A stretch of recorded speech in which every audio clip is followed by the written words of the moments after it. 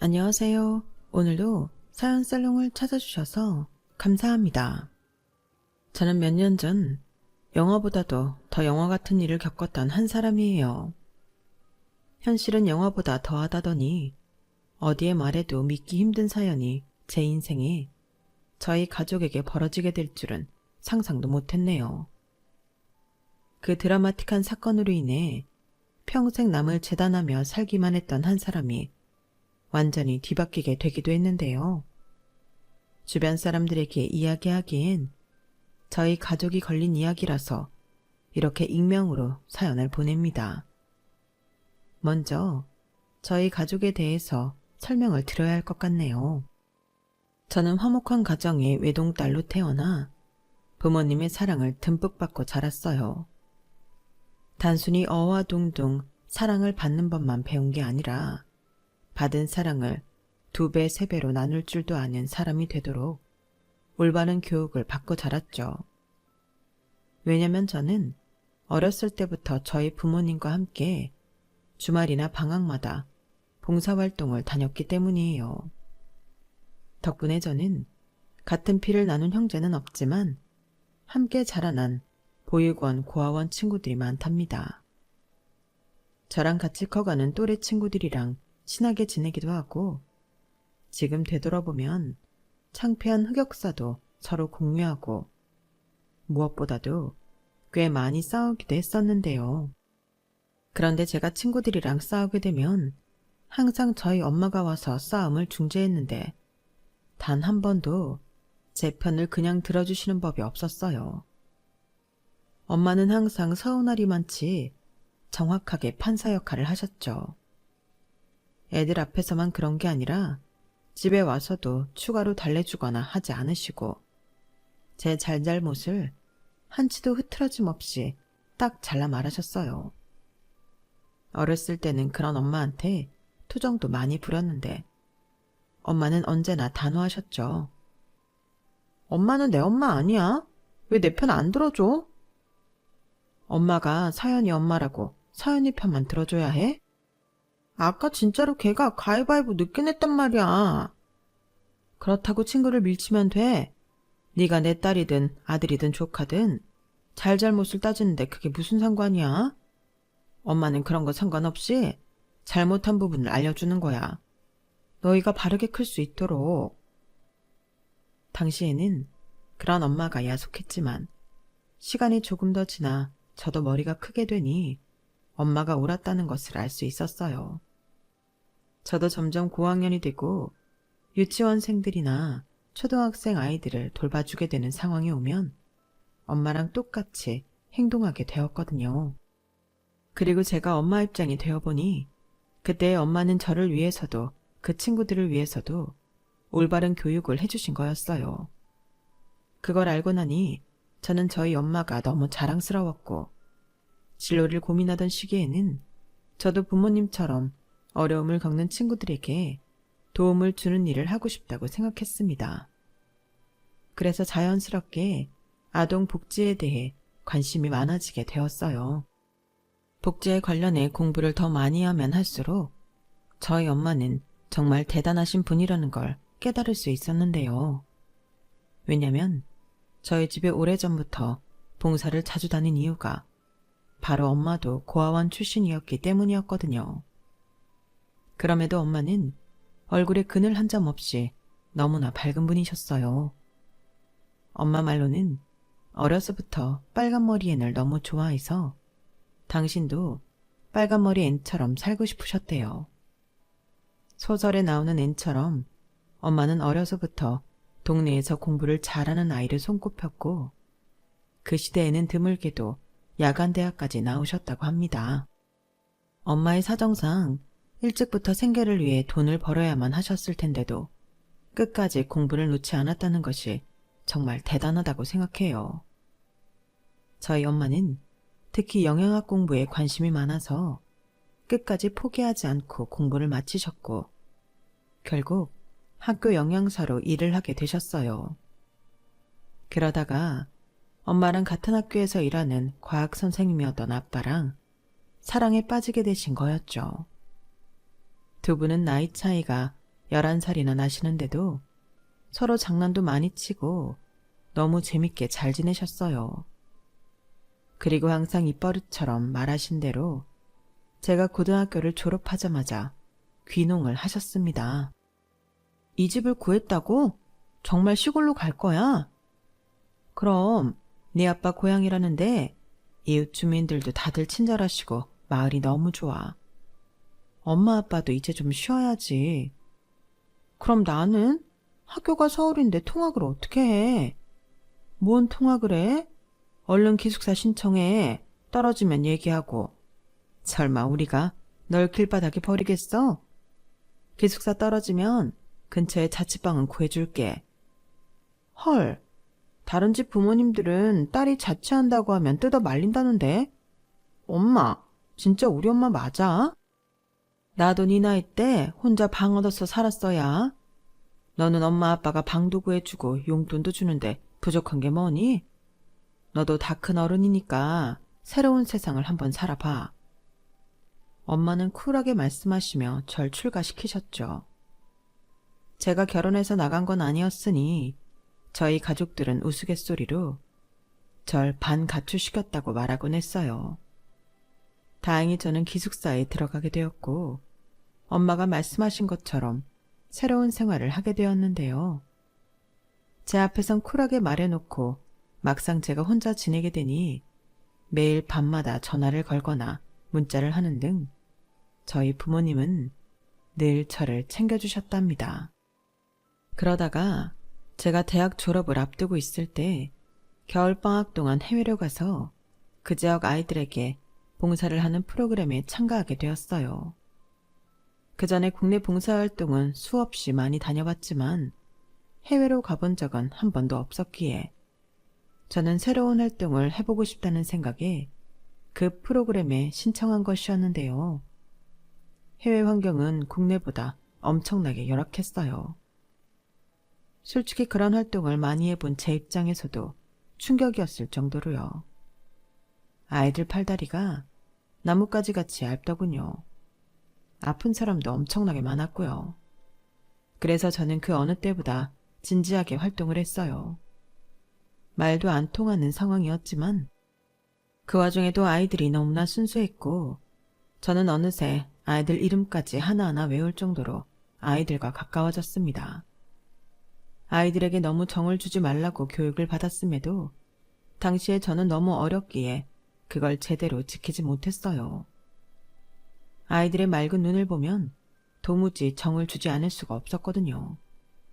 그런데 그런 아이들이 먹는 음식은 대부분 구호물품이라 제 입장에서 보면 정말 맛이 없어 보였어요. 물론 아이들에게 필요한 영양분이 충분했고 대부분 소화하기 편한 음식들이었기에 그걸 먹는 게 아이들에겐 베스트였죠. 하지만 저는 제공되는 몇 가지 재료를 보고 간단한 조리만 하면 훨씬 맛있게 먹을 수 있을 것 같다는 생각이 들더군요. 그래서 팀장님께 말씀드렸더니 팀장님은 어디론가 가서 한참 얘기를 해보시고 오더니 하고 싶으면 하라고 하셨어요. 웬만하면 남은 기간도 많은데 무리하지 말란 말을 덧붙이시긴 했지만요. 팀장님의 허락을 받았으니 저는 다음날 새벽에 일찍 일어나 간단한 조리를 시작했습니다. 그런데 어디선가 갑자기 누군가 후다닥 다가오는 거예요. 깜짝 놀라서 봤더니 의료팀에 있는 한 의사였죠. 이거 함부로 조리하시면 안 돼요. 아, 팀장님께 허락받았어요. 팀장님이 의료팀에도 얘기하셨다고 들어서 허락받은 걸로만 만들고 있는데. 아, 그러네요. 괜찮은 것들로만 하셨구나. 죄송해요. 제가 이 얘기를 못 들었네요. 근데 이거 왜 하고 계신 거예요? 누가 시킨 것도 아닌 것 같은데. 잠은 자셨어요? 네, 뭐 잘 잤어요. 애들 먹는 거 보다 보니까 이렇게 먹는 게 더 맛있을 것 같아서요. 이왕 먹는 거 애들도 맛있는 거 먹으면 좋잖아요. 뭐 한국에서 먹는 음식이랑은 비교가 안 되겠지만. 근데 안 더워요. 가뜩이나 날씨도 더운데 계속 불 앞에.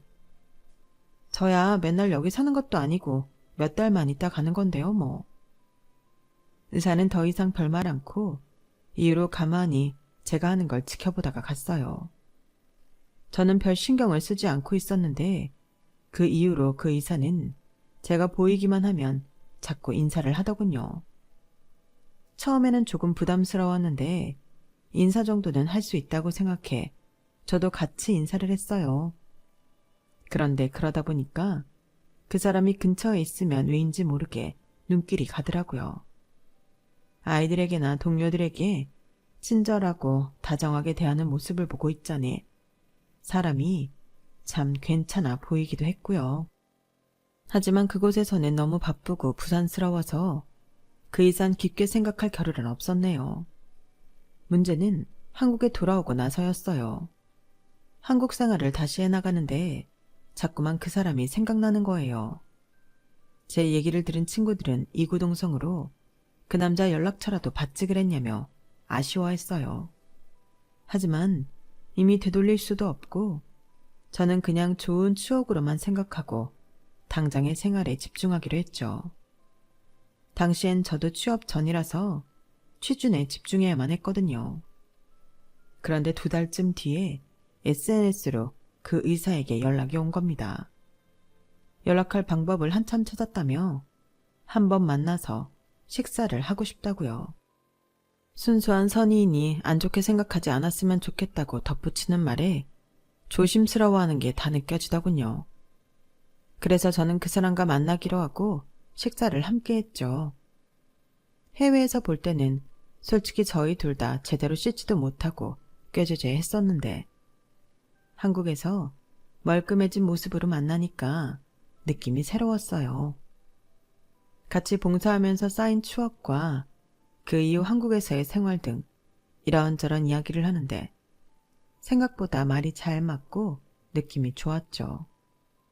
그날 저희는 즐거운 분위기로 함께 식사를 하고 커피를 마시고 헤어졌는데 그 사람에게서 종종 시간이 나면 보자고 연락이 왔어요. 얼마 후 저희는 연인 사이가 되었답니다.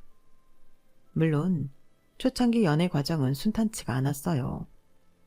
저도 저대로 취업 과정이 바빴고 그 사람은 그 바쁘다는 의사였으니까요. 그래도 다행히 1, 2년 정도 정신없이 지내고 나니 저는 취업에도 성공했고 일에도 잘 적응하게 되었고 그 사람도 일정이 어느 정도 안정권에 접어들게 되었어요. 그리고 얼마 지나지 않아 저희는 결혼을 약속하게 되었죠. 결혼을 약속하면서 저희는 앞으로의 인생 계획에 대해 좀 더 진지하게 이야기를 나눴는데요. 저는 그제서야 예비 남편의 집안이 심상치 않은 곳이라는 걸 알았어요. 결혼하면 나는 지금 다니는 곳처럼 대형 병원에는 있고 싶지 않아. 일손이 부족한 작은 병원에서 일하고 싶어. 서울에 그런 곳이 있어? 찾아보려면 있겠지만 아무래도 지방에 그런 곳이 많을 테니 그런 쪽으로 알아볼까 해. 그래서 아마 나랑 같이 살면 당신이 서울이 아닌 지역에서 살아야 할지도 모르는데 괜찮아? 나야 상관없지. 우리 부모님만 해도 시골로 내려가셨는걸. 오빠가 그러고 싶다면 그렇게 해. 오빠네 가족들도 괜찮으시대? 반대하시긴 하겠지만 그래도 내 뜻은 굽히지 않을 거야. 끝까지 설득시켜 봐야지. 물론 의사가 될 정도면 당연히 어느 정도 있는 집이겠구나 싶었는데 생각보다도 더 부자였더라고요. 예비 남편의 아버지는 이미 몇 년 전 돌아가셔서 안 계시고 어머니만 있었는데 어머니가 원래부터 굉장히 부자인 분이셨다고 해요. 일가 집안이 전부 의사 집안이었고 그래서 어머니도 예비 남편에게 의사가 되어야 한다고 상당히 푸시를 많이 하셨다더군요. 공부머리가 타고난 데다 성격도 유순한 예비 남편은 어머니 말대로 의대에 가긴 했지만 막상 대학을 합격하고 나서는 다니기가 싫어졌다고 해요. 억지로 학과 공부를 꾸역꾸역 하고 있다가 우연한 기회로 해외 봉사를 시작하게 되었는데 그때 큰 충격을 받고 공부를 열심히 하게 되었대요. 하지만 본인은 외가 식구들 병원에 가는 것보다는 작은 병원에서 일하며 틈틈이 봉사활동을 하고 싶다더군요. 저야 예비 남편이 무슨 일을 하든 응원하는 마음이었어요. 문제는 예비 시어머니의 마음은 그렇지 않았다는 거죠. 제가 겪어보고도 믿기지가 않는 일이지만 예비 남편과 결혼을 약속하고 얼마 지나지 않아서 저는 정말로 드라마에서나 나올 법한 일을 실제로 겪게 되었어요. 예비 시어머니가 절 따로 찾아오신 거였죠. 처음엔 누군가 절 찾아왔다는 말에 나가봤다가 깜짝 놀랐네요. 머리끝부터 발끝까지 엄청난 명품들로 휘감고 누가 봐도 엄청난 부자겠다 싶은 사모님이 계셨거든요. 그런데 그런 사모님이 절 보자마자 얼마나 표독스럽게 째려보는지 구미호한테 잡아먹히기 직전이 딱 이렇겠구나 싶을 정도였다니까요. 네가 우리 용범이랑 만난다는 애니? 네? 네. 근데 누구세요? 아, 혹시 오빠네 어머님이세요? 언제 봤다고 내가 네 어머님이야? 두 말 하나마. 우리 용범이랑 당장 헤어져라. 언제 봤다고 어머님이냐니. 순간 언젠가 어느 채널에서 본 것 같은 배우님을 실제로 보고 있는 건가 착각할 정도였어요. 실제로 예비 시어머님이 상당히 미인이셔서 정말 배우가 아닌가 진지하게 생각이 들기도 했고요. 저는 겨우 정신을 차리고 예비 시어머니께 대답을 했는데요. 아, 네. 오빠랑 얘기해 보겠습니다. 내가 헤어지려면 네 알겠습니다 할 것이지. 우리 용범이랑 뭔 얘기를 해보겠다는 거야? 내 말이 지금 말 같지가 않니? 사람이 만나고 헤어지는 일인데 어떻게 저 혼자 결정해서 말씀드리나요? 오빠는 오늘 일 모르고 있을 것 같으니 말해보겠다는 건데요. 얘 아주 대바라지네네? 네가 우리 아들한테 의사하지 말라고 그랬지?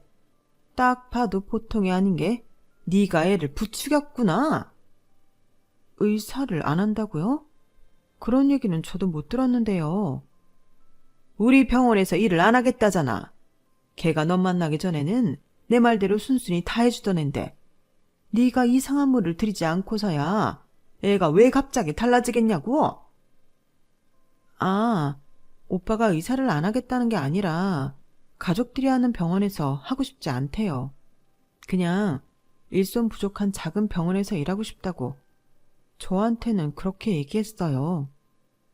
그래서 너는 그걸 그냥 아 그렇구나 했다는 거야? 너라도 뜯어 말렸어야지. 예비 시어머니는 소리를 꽥 지르셨다가 제가 가만히 있자 목소리를 가다듬더니 대뜸 저에게 이런 제안을 해오시더라고요. 이야기를 들어보니 예비 시어머니는 예비 남편이 작은 병원에서 일한다는 것이 어지간히도 마음에 안 들었던 것 같더라고요. 그럼 네가 용범이 좀 설득시켜봐라. 그럼 내가 네가 우리 집으로 시집 오는 거 다시 한번 생각해보마. 죄송한데 저도 남한테 뭐 강요하는 사람은 아니라서 제가 설득한다고 해서 그게 될지 모르겠네요. 저는 진심으로 답변을 들었는데 예비 시어머니는 기가 차다는 듯이 헛웃음을 치시더라고요. 너 대체 뭐니? 니네 부모님 대체 뭐 하시는 분이야? 무슨 애를 이렇게... 저희 부모님은 농사하세요. 뭐야? 제 이야기를 듣고 예비 시어머니는 단박에 얼굴이 벌개지시면서 엄청나게 화를 냈어요. 어디 농사나 짓던 촌년 따위가 감히 우리 아들을 넘봐? 그런데 그 말을 들으니 저도 화가 나더라고요. 하지만 남의 부모님께, 그것도 예비 남편의 어머니께 화를 낼 수는 없으니 일단 한번 참았죠. 예비 시어머니는 더 얘기할 가치도 없겠다면서 씩씩거리고 자리를 뜨셨어요. 갑자기 난데없이 찾아와서 본인 얘기만 기분 나쁘게 늘어놓으시고 그렇게 가버리시니 제 입장에서도 화가 엄청나게 났죠. 그리고 예비 남편에게 이 일에 대해서 이야기를 했습니다. 제 이야기를 들은 예비 남편은 곧바로 저에게 와서 어쩔 줄 몰라 하면서 미안하다고 사과를 했어요. 우리 엄마가 엄청 심하게 대하셨지. 미안해. 정말 미안해. 난 이해가 안 가. 내가 마음에 들지 않더라도 어떻게 우리 부모님까지 모욕하는 말씀을 하실 수가 있어? 나더러 부모님이 뭐 하시냐고 물어보더니 곧바로 촌년이라고 욕을 하시잖아. 우리 엄마는 태어날 때부터 귀하게만 자라셔서 사회적 지위라든지 체면을 엄청나게 중요시하는 분이시거든. 외할머니랑 아주 똑같아. 솔직히 남들이 보면 당연히 좋은 분으로 보이지 않을 거야. 엄마가 이렇게까지 하실 거라고 내가 미리 예상했어야 했는데 미안해. 나도 우리 결혼은 한 번 더 다시 생각해 보고 싶어. 결혼은 신중해야 하는 거잖아. 우리 잠시 시간을 좀 가지자. 저는 그렇게 얘기하고는 한동안 예비 남편을 보지 않았어요. 그럼에도 예비 남편은 매일 아침 저녁으로 저한테 안부 문자를 해왔죠. 예비 시어머니를 보자면 이 결혼은 안 하는 게 맞다는 생각이 굳어지다가도 매일같이 연락해오는 예비 남편을 보면 또 그 사람 잘못은 없는지라 저도 혼란스럽고 괴롭더군요. 제가 프로포즈를 받았다는 사실을 알고 있었던 저희 부모님도 예비 남편은 언제 인사를 시킬 거냐며 장난스럽게 물어보셨는데 차마 현재 상황을 말씀드릴 수는 없어서 그냥 웃으면서 대답을 얼버무리고 말았어요. 매일같이 문자를 해오던 예비 남편도 점점 연락이 뜸해지고 전 굉장히 괴로웠죠. 그런데 어느 날 예비 남편이 말도 없이 저를 찾아왔어요. 예비 시어머니를 지금까지 설득해왔다면서요. 하지만 끝끝내 동의를 얻지는 못했고 예비 남편은 자기 집안 사람들이랑 절연을 하더라도 저와 결혼을 하고 싶다고 말했어요. 우리끼리 스몰 웨딩을 올려도 좋다면서요. 저는 예비 남편의 파격적인 제안에 깜짝 놀랐지만 그 사람의 진실된 눈빛을 보고 한참을 고민 끝에 결혼을 하자고 대답할 수밖에 없었어요. 서로의 마음을 한 번 더 제대로 확인하고 난 뒤 저희는 제대로 결혼 준비를 시작했답니다. 그리고 저희는 그제서야 저희 부모님께 인사를 드리러 갈 수 있었어요. 그 전에 있었던 일에 대해 저는 아무런 말씀도 드리지 않았지만 두 분은 이미 어느 정도 눈치를 채신 것 같더라고요. 잔뜩 긴장한 예비 신랑이 선물을 건네드리며 인사를 드려도 평소답지 않게 조금 엄한 분위기셨죠. 아니나 다를까 예비 신랑과 자리에 앉고 얼마 지나지 않아 아빠가 단도직입적으로 질문을 하시더군요. 자네 집안에서는 결혼한다니까 뭘 하시던가? 죄송합니다, 장인어른. 사실 저희 집 사정이 조금 복잡합니다.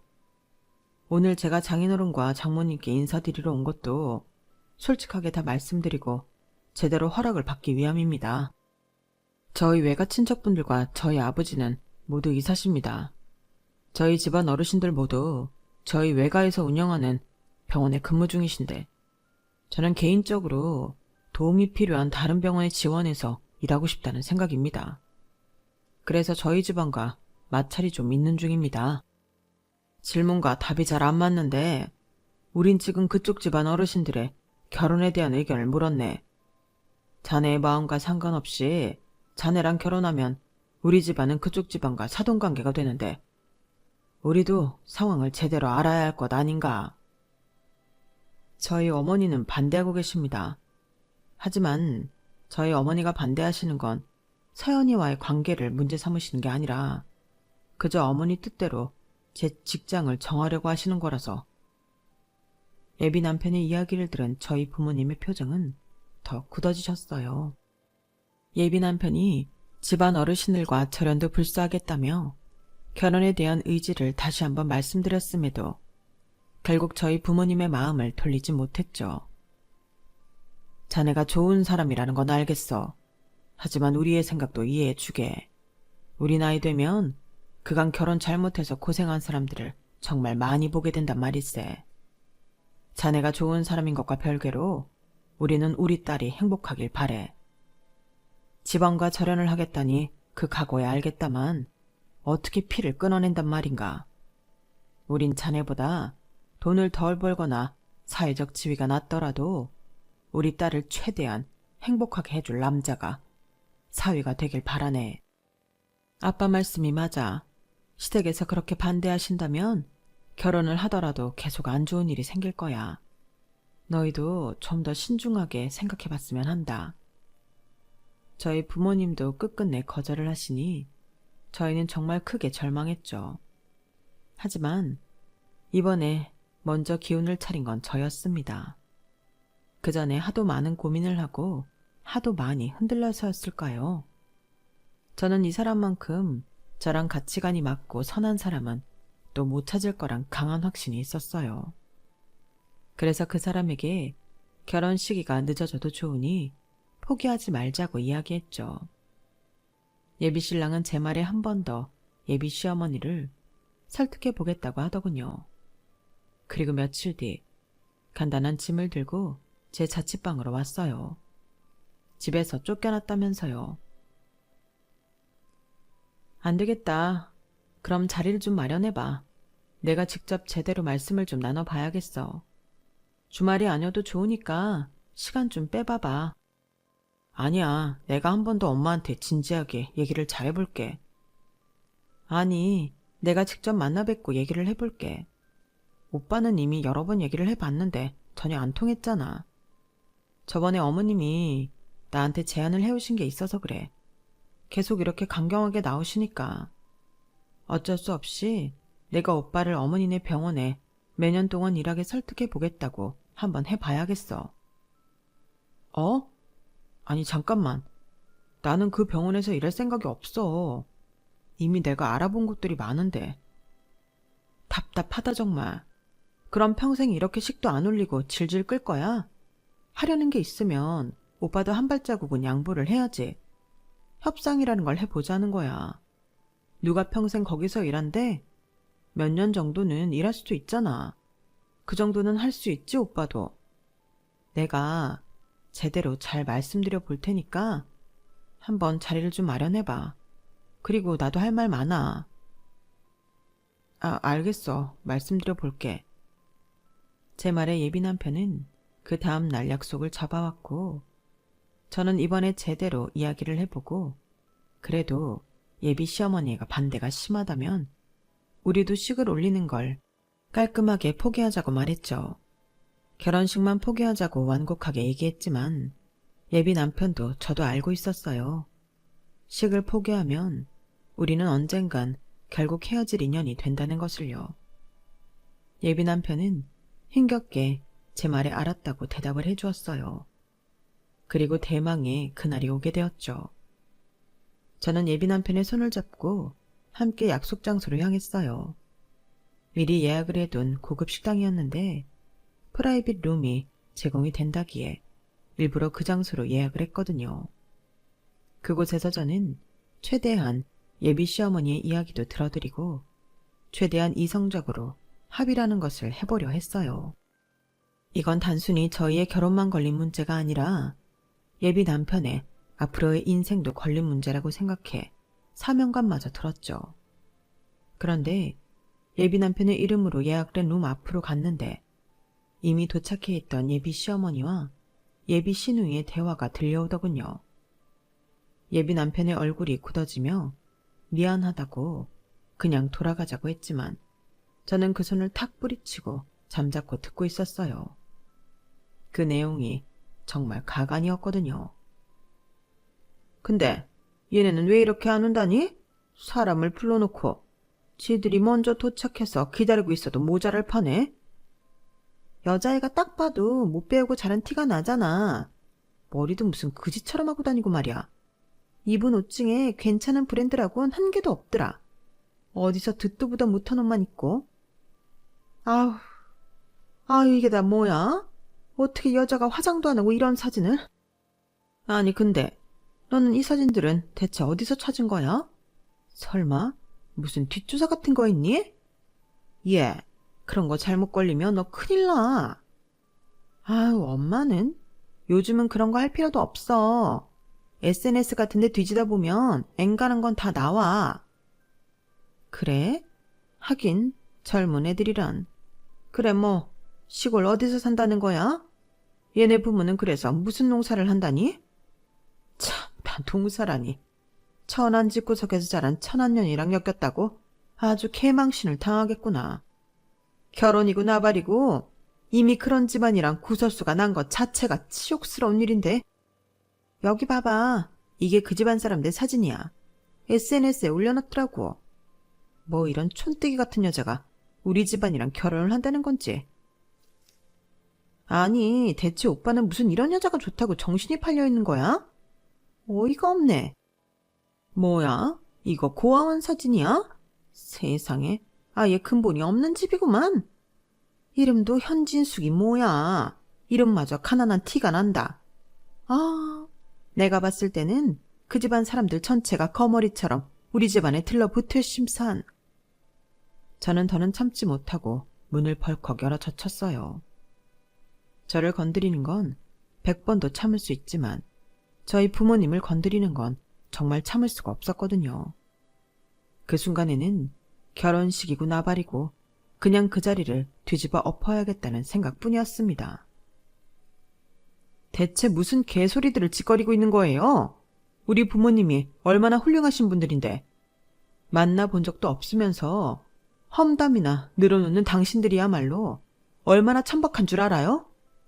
아무리 돈이 많아도 인성이 받쳐주지 않는데 기본적인 인성도 안 되면서 무슨 자격으로 남의 부모님 흉을 보냐고요? 어머 깜짝이야. 이봐요 언니. 여기가 어디라고 소리를 질러요? 딴 사람들 보기 쪽팔리게. 너희 어머님 이름이 현진숙이니? 그래요. 현 진짜 숙자십니다. 남의 어머니 성함 가지고. 어머니? 온갖 공격적인 말을 쏟아부으려고 하는데 예비 시어머니가 벼랑간 두 눈이 새빨개지고 눈물이 그렁그렁한 채로 저한테 물어보시는 거예요. 저도 순간 당황해서 저희 어머니 성함이 맞다고 대답했죠. 제 대답을 들은 예비 시어머니는 제게 다가와 저를 와락 안으시고는 엉엉 우시는 거였어요. 아무도 예상하지 못했던 일이 벌어지니 예비 시누이도 예비 남편도 섣불리 뭐라 말도 못하고 벙쪄버렸죠. 사실 그중 가장 당황한 건 저였을 겁니다. 갑자기 저희 엄마 성함을 확인하고는 펑펑 울다뇨. 예비 시어머니는 겨우 진정하고 나서 떨리는 목소리로 자초지정을 말해주셨는데 예비 시어머니의 숨겨진 이야기를 들은 저희는 정말 큰 충격을 받았어요. 예비 남편과 예비 시누이도 몰랐던 이야기였다고 하더라고요. 날 때부터 부잣집에서 고귀하게만 자란 줄 알았던 예비 시어머니는 사실 입양하였던 것이었어요. 기억도 안 나는 2살 때 고아원 앞에 버려져 12살이 될 때까지 고아원에서 자랐다고 해요. 입양이 된 이후 환갑이 가까운 나이에까지 부잣집에서만 지냈어도 어릴 적 기억에 남을 정도로 그곳에서 오래 살았기 때문에 그 고아원에서 맏언니 역할을 해주었던 사람도 전부 기억한다고 했죠. 그 맏언니가 바로 저희 엄마였다고 해요. 2사람이 있었던 고아원은 굉장히 작은 고아원이었는데 그래서 그 안에 살던 아이들 모두가 친했다고 합니다. 하지만 상대적으로 큰 고아원들에 비해서는 후원 물품이 적게 들어왔기에 모두들 낡은 옷에 부실한 밥을 먹어야 했대요. 그런데 저희 엄마가 12살이 되셨을 무렵부터는 식당으로 직접 들어가 음식을 하기 시작한 것이었어요. 같은 재료라도 여러 가지 조리 방법을 통해 다양한 음식을 만들어 아이들에게 주었기 때문에 고아원 내의 아이들이 저희 엄마를 항상 좋아하고 잘 따랐다더군요. 진숙이 언니가 요리를 해준 뒤로 음식이 맛있어지긴 했지만 재료는 늘 정해진 재료뿐이었지. 그래서 언니는 항상 그걸 아쉬워했었어. 한창 자라나는 애들한테 늘 영양이 부실한 밥을 줘야 한다는 걸. 언니가 영양사로 오랫동안 일했다니 아마 어릴 적 그 열악했던 기억이 한으로 남았나 보구나. 하긴 애들이 철마다 잔병치레를 해댔으니 그 고운 심성에 오죽했을까. 나도 어릴 적에 심하게 앓았던 적이 있었는데 진숙이 언니가 밤새 간호를 해주고 손수 옥수수죽을 만들어 와서 떠먹여 줬었단다. 그 뒤로는 나도 진숙이 언니 뒤를 졸졸 따라다니면서 언니가 요리 얻는 것도 돕고 애들 돌보는 것도 함께 도왔었지. 그러면서 예비 시어머니는 다시 눈물을 뚝뚝 흘리며 저에게 엄마를 만나게 해달라고 부탁하셨어요. 저희 집안에 대해서 심한 말을 해서 미안하다면서 최대한 빠른 시일 내에 보고 싶다고 하셨죠. 예비 시어머니의 부탁에 저희는 그 주 주말에 바로 예비 시댁 식구들을 데리고 저희 본가로 내려갔고 미리 소식을 들었던 저희 엄마도 눈물을 흘리며 예비 시어머니를 맞이하셨답니다. 두 분은 한참 동안이나 서로를 안고 울었고 어느 정도 추스르고 나서는 그간의 이야기를 나누셨어요. 사실 엄마는 동네 사람들한테도 칭찬이 자자했고 고아원 내에서도 아이들이 좋아했지만 이미 나이가 중학생이 넘어가게 되면서 입양을 갈 확률은 거의 없어지게 되었다고 해요. 보통 나이가 초등학생만 넘어가도 입양될 확률이 급격히 줄어들기 때문인데요. 그래서 일찍 자립할 생각을 먼저 한 거지. 사실 고아원에서 누가 시키지 않아도 일손을 돕고 요리를 했던 것도 내 나름대로는 빨리 일을 구할 생각으로 여러 가지를 했던 것도 있었어. 어디 나가서 파출부라도 일을 할 수 있어야 했으니까. 그치만 혜미는 달랐지. 우리 마을에서 예쁘게 생기기로 둘째가라면 서러운 아이였으니 실제로 12살에 입양이 됐었지. 그 나이에 입양이 되는 건 정말 드문 일인데 혜미가 딱 입양이 된 거야. 너무 기쁘고 다행이라고 생각하면서도 그간에 정이 있어서 마지막 날 우리가 얼마나 울었던지. 그때 언니가 마지막 날이라고 나한테만 계란 후라이를 해줬었어. 그거 기억나? 그땐 그런 게 얼마나 귀했는데. 그때 내가 그거 먹는데 얼마나 눈물을 삼키면서 먹었는지 몰라. 다들 잘 살라고 축복해줘서 입양을 갔는데 내가 입양 온 집안은 고아원같이 다들 친하고 다정한 그런 분위기가 아니었어. 엄마는 내가 입양아인 걸 철저히 감추시고 남들에게 내가 당신 친딸로 보이길 바라셨거든. 식사 예절부터 옷 입는 거, 말하는 거 전부 엄마랑 똑같이 해야만 했어. 내가 그 나이에 기적처럼 입양될 수 있었던 것도 내가 엄마랑 똑 닮은 얼굴이었기 때문이야. 그러다 보니 나도 모르게 이 나이 먹도록 내가 원래 누구였는지도 잊고 살았던 것 같구나. 서연아, 미안하다. 그간 너한테 했던 망언들 정말 미안해. 자신의 영엄마를 따라 사람들을 볼 때마다 급을 나누고 차별하는 게 습관처럼 굳어져 버렸다는 예비 시어머니의 말을 듣고 저는 그럴 수도 있겠다고 이해를 해주었어요. 예전에 아동 심리에 대해서 배운 적이 있었는데 새 부모를 갖게 되는 아이들이 두 번 다시 버림받지 않으려고 그런 행동을 하는 경우가 있다고 들었었거든요. 그래서 저는 예비 시어머니께 잘못을 뉘우치고 계시니 이제 괜찮다고 용서해 드리겠다고 했어요. 옆에서 그 얘기를 들은 저희 부모님 역시 그런 예비 시어머니를 용서해 주었죠. 이제라도 원래 내가 알던 혜미로 돌아와서 참 다행이야. 하지만 사람이 저지른 말과 행동은 주워 담을 수가 없는 일이니 앞으로도 그간 살아왔던 습관은 계속 버리려고 노력하면서 지내. 꼭 그럴게 언니. 정말 미안해. 내가 언니 딸인 줄도 모르고. 사돈 어르신께도 정말 죄송해요. 제가 그동안 다른 사람들 흉보고 깔봤던 게 지금 생각하니 그렇게 천박할 수가 없어. 우리 애들한테도 그동안 내가 무슨 짓을 해왔는지. 그래, 괜찮아. 앞으로 달라지면 돼. 우리 집에도 자주 놀러와. 옛날 어렸을 적보다 더 맛있는 음식들 많이 해줄 테니까. 애들도 데려오고. 그리고 예비 시어머니가 그렇게 울면서 용서받고 있을 때 곁에 있던 예비 시누이도 쭈뼛쭈뼛 제 앞으로 다가와 저한테 사과를 했습니다. 저기 그날 일은 미안해요. 저도 막 엄청나게 아기가 있어서 한 말은 아니었고 엄마랑 그러고 수다 떠는 게 일상이었다 보니까. 일상처럼 했던 말이라면 더 큰 문제예요, 아가씨. 앞으로는 어머님이랑 같이 예쁜 말만 하시는 습관을 새로 들이셔야겠어요. 알았어요. 미안해요. 화 많이 났어요? 저도 예전에 대학생 때 자선 행사 다녀와 본 적이 있어요. 나도 그럴 때는 예쁘게 말했는데 앞으로 말 조심할게요. 네, 잘못을 뉘우치고 사과한 다음 앞으로 안 그러면 되는 거죠. 저도 이미 어머님이랑 아가씨 다 용서했어요. 대신 앞으로는 절대 같은 실수는 하지 마세요.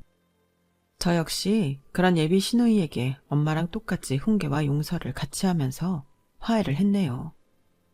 그렇게 모든 장애물이 사라진 뒤 저희 부부는 작년에 양가 가족들의 축복을 받으며 행복한 결혼식을 올렸어요. 제 남편은 시댁 집안 병원에서 일할 필요 없이 곧바로 본인이 원했던 병원에 취직할 수 있었답니다. 그곳은 저희 친정 부모님 댁과 멀지 않은 지방의 한 작은 병원인데 나이가 지긋하게 드신 선생님이 혼자 운영하시다가 젊은 일손이 들어오게 되니 하늘이 도왔다며 한바구음을 지으셨어요. 저희 남편은 의료 서비스를 받기 어려운 분들을 위해서 주기적으로 왕진도 다니는 등 행복하고 성실하게 일하고 있답니다. 저 역시 남편의 새 일터 근처로 직장을 옮기면서 여전히 복지에 관련된 일을 하고 있고요. 저희 시댁 식구들과 친정 식구들은 둘도 없이 친한 사이가 되었는데 간혹 저희 부부가 내려가지 않더라도 네 분이서 재밌게 잘 노시더라고요. 시어머니는 시누이가 함께 못 내려오면 혼자서라도 거의 매달 내려와서 친정 부모님의 농사일도 돕고 맛있는 음식도 양껏 드시고 가세요. 시어머니도 시누이도 알고 나니 참 순수한 분들이신 게 농사일을 처음엔 낯설고 힘들어하다가도 하나하나 차근히 알려드리고 작은 것에도 잘한다 칭찬을 해드리니 더 신이 나서 일손을 도와주시더군요. 그리고 이제는 편하게 할머니 바지를 입고 마룻바닥에 누워 자는 묘미를 알게 되어 매번 올 때마다 할머니 바지부터 찾으시기도 하신답니다. 이렇게 행복한 집안 분위기 덕분인지 저희 부부도 결혼한 지 1년도 되지 않아 아이를 갖게 되었어요. 이번 가을에 출산 예정인데 벌써부터 양가 부모님들이 얼마나 기대가 크신지 모릅니다. 저희 남편 역시 벌써부터 아이방을 만들어 이것저것 육아용품을 고르느라 정신이 없네요. 저희의 이야기는 다행히도 이렇게 해피엔딩으로 마무리 짓게 되었어요. 지금까지 들어주셔서 감사합니다. 여러분도 혹시 여러분을 괴롭게 하는 사람이 있다면 그 사람이 잘못을 뉘우치고 화해하게 되길 기도할게요. 저희 가족에게 일어났던 놀라운 기적 같은 일이 여러분에게도 일어나게 되길 바래요. 매일매일 행복하세요. 여러분, 사연 댓글에 응원과 현명한 조언 부탁드려요. 좋아요와 구독은 저에게 큰 힘이 됩니다. 오늘도 좋은 일 가득하세요.